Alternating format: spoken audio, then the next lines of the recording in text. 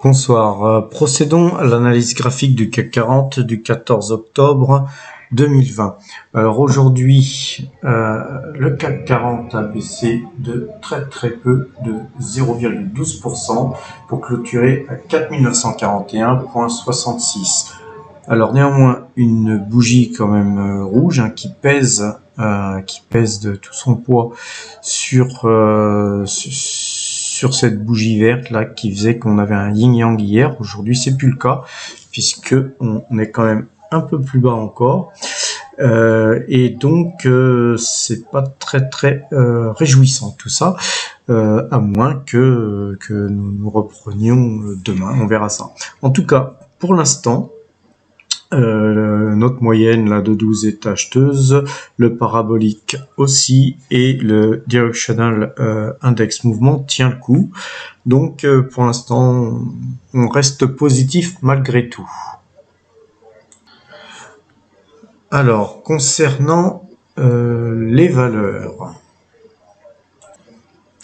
à l'image du CAC 40, on a Total et AXA qui bougent très peu. LDC qui remonte un tout petit peu de 0,81%.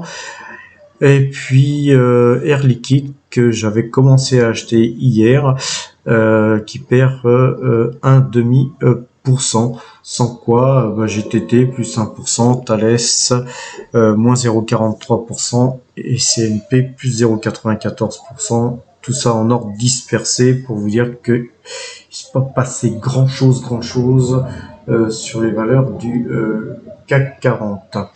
Alors, par contre, BlackRock continue sa petite progression, mais plus 0,33%. Alors, pas grand chose, comme on l'a vu, on va regarder graphiquement et pourquoi elle se stoppe. Donc voilà, tout est toujours acheteur sur cette valeur. Néanmoins, moi j'avais allégé de 50% ma position sur le titre, tout simplement parce qu'on avait d'abord atteint mes objectifs de 620, qui était mon objectif primaire. Ensuite, suite aux excellents chiffres publiés par le groupe, j'ai ravisé ma position à me protéger par un stop et laisser filer le titre.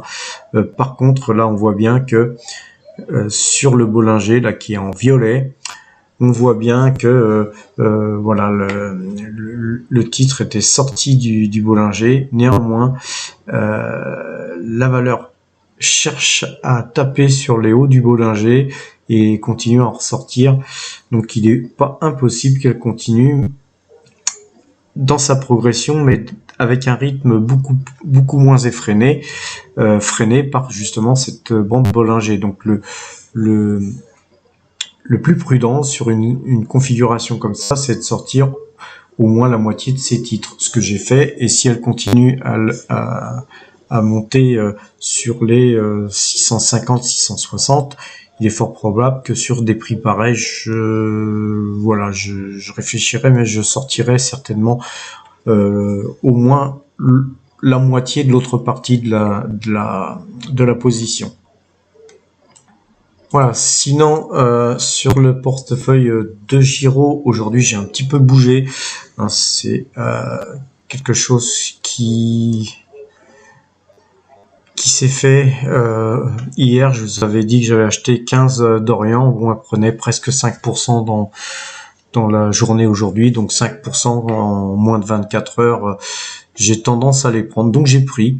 J'avais aussi des bénéfices substantiels sur Inico Eagle Mines, qui est toujours une très bonne société sur laquelle on peut rester en pause.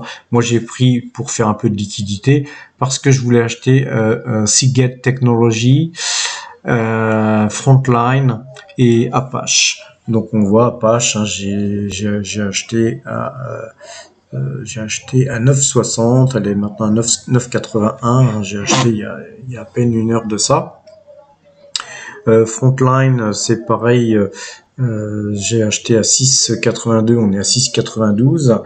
Et Seagate par contre, j'ai acheté à 51,46, on est à 51,15. Donc je vais vous présenter ces trois sociétés qui sont somme toute intéressantes. Donc voilà pourquoi j'ai un peu bougé, c'est parce que je voulais un petit peu me mettre sur du Apache, du Seagate, ainsi que du Frontline. Donc voilà, ce fut fait, et je vais vous expliquer pourquoi ces trois sociétés sont intéressantes. Donc je vais commencer par Seagate Technology. Alors c'est pas une petite boîte, hein. Seagate, c'est une boîte de 42 000 personnes. Ce qui est intéressant de voir, c'est qu'ils sont vraiment axés dans le stockage des données électroniques. Donc on est pleinement dans la data, mais on est dans la data plutôt plutôt sur les machines que sur les applications, hein.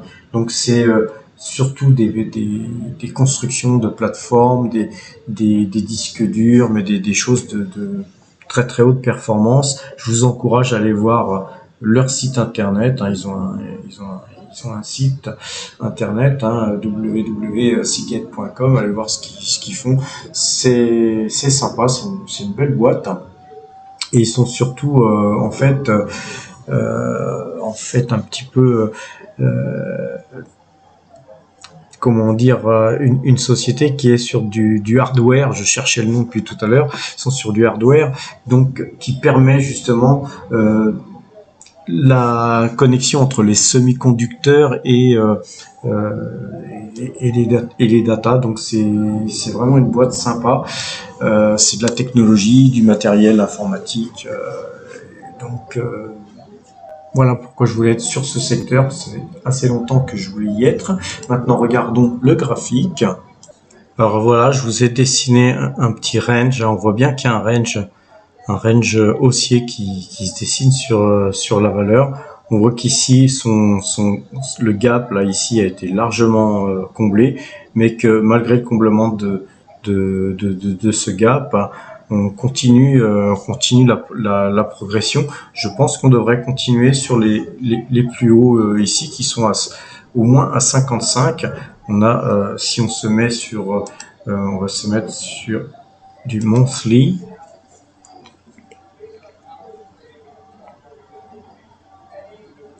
On voit que sur du monthly, on est plutôt sur du 68 sur les points les plus hauts. Donc voilà, je pense que là, on a aussi un range en fait, en monthly, hein, avec tous ces points bas qui ont été touchés. Je pense que c'est une valeur qui va continuer à avoir le vent en poupe dans ce petit range qu'on voit là en daily. Et donc voilà, je voulais être sur ce secteur aussi, hein. Donc c'est une valeur qui, si elle rebaisse, me permettra de compléter mes positions, car je pense qu'elle aura certainement le vent en poupe dans les prochains mois. Alors l'autre valeur, c'était Frontline. Alors Frontline, c'est une valeur qui est spécialisée dans le transport maritime de pétrole. Donc elle dispose d'une belle flotte de pétroliers, et donc elle fait aussi des acquisitions, des ventes de navires. Donc c'est aussi une société qui est un petit peu oubliée, je dirais. C'est sûr que c'est pas le genre de société qui a le vent en poupe en ce moment, mais elle est implantée aux Bermudes, à Singapour, aussi bien en Inde, au Libéria, qu'en Norvège, au Royaume-Uni. Donc c'est une valeur qui est assez bien implantée partout dans le monde. Moi, ce qui m'a fait surtout venir sur cette valeur, et là encore que c'est vraiment une toute petite pierre, c'est son rendement. Elle a un rendement de 24% au cours actuel, donc 24% de rendement, sachant que c'est des dividendes qui sont, comme vous le voyez là ici, qui sont détachés trimestriellement. Le dernier a eu lieu le 10 septembre, donc 24% de rendement, ça, je pense que ça a du sens aussi. Et puis quand on regarde le graphique, donc là je me suis mis en monthly, on voit qu'on était à plus de 16 $, hein, sur ce titre, et on va dire que sans regarder les plus hauts, les plus hauts historiques. Sur la période de, justement du Covid, on voit qu'elle était à 12 et qu'elle est maintenant à 6 et quelques, à 7. Elle est encore moitié prix, je dirais, par rapport à ses plus hauts. Donc là, c'est un petit pari, et surtout, moi, ce que je joue là, c'est une remontée des cours par rapport surtout aux dividendes, hein, parce que 24% de dividendes, c'est quand même assez élevé, on va dire, pour une valeur pareille.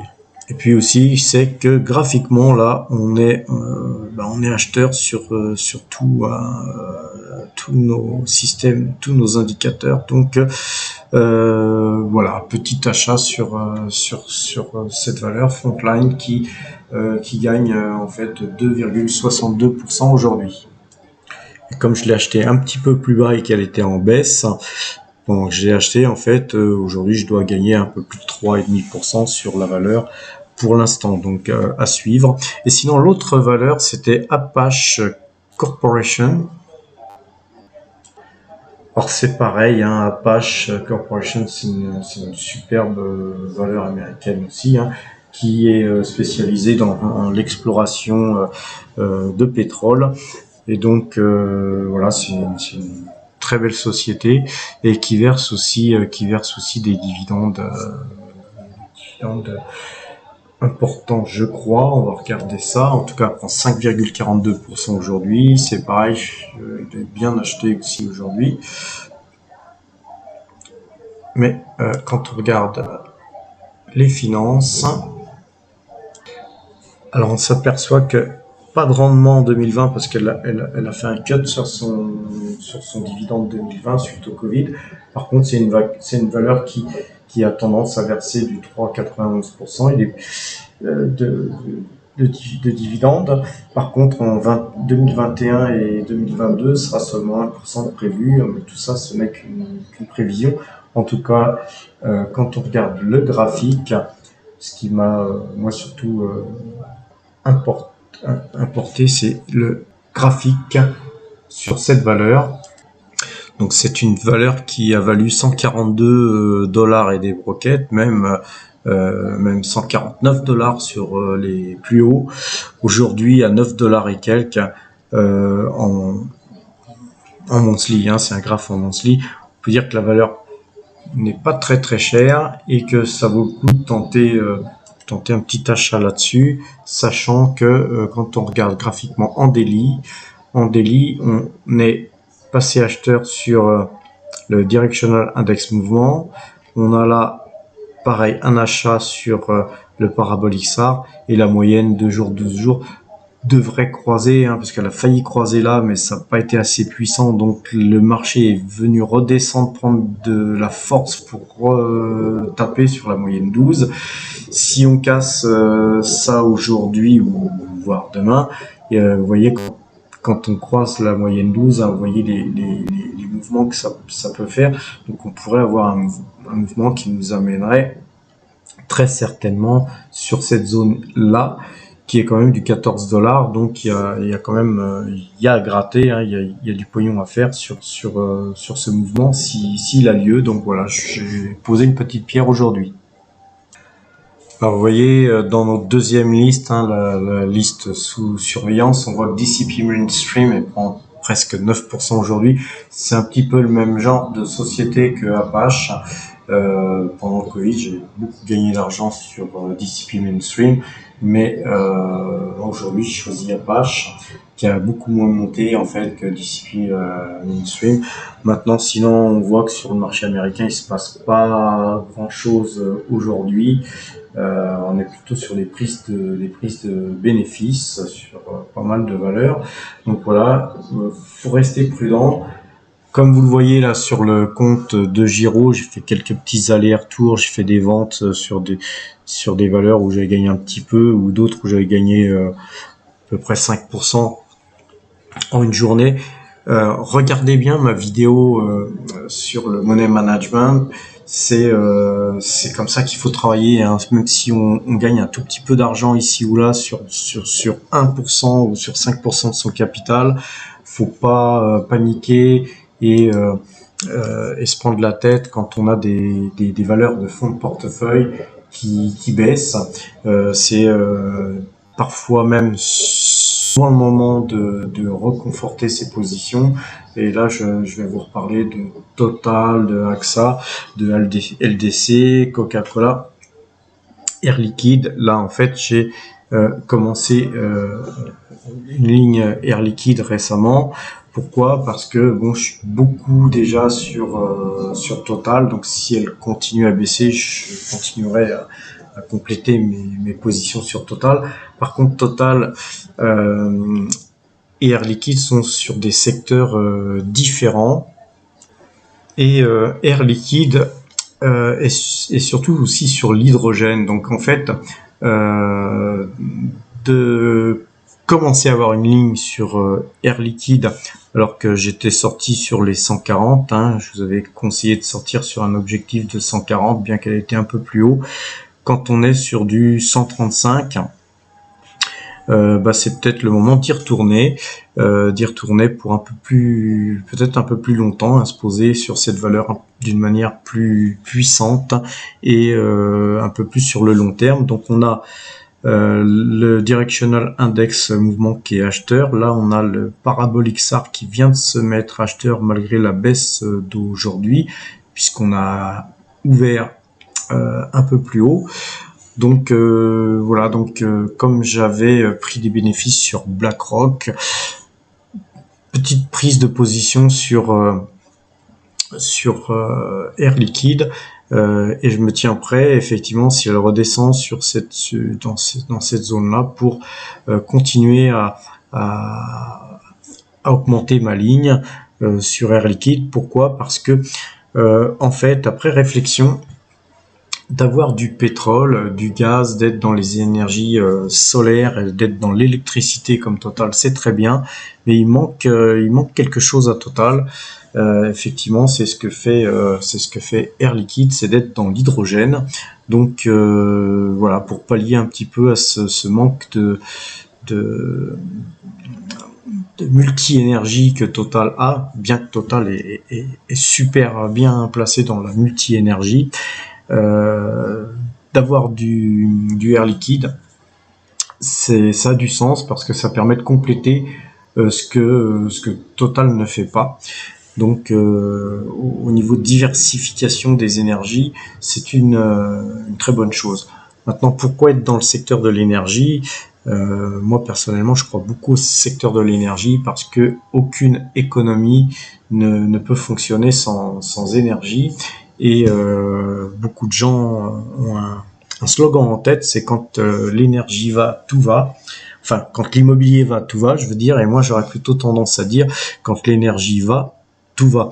Donc, dès que les cours de bourse se reprendront dans le monde entier, notamment en France, effectivement, le secteur de l'énergie sera certainement le premier secteur à redémarrer très fortement. Et donc, c'est au moins une raison de plus pour acheter du Air Liquide à ce prix-là. Voilà, je pense vous avoir tout dit. Faites attention quand même, parce que les marchés sont fébriles. Je vous souhaite une bonne soirée et à demain.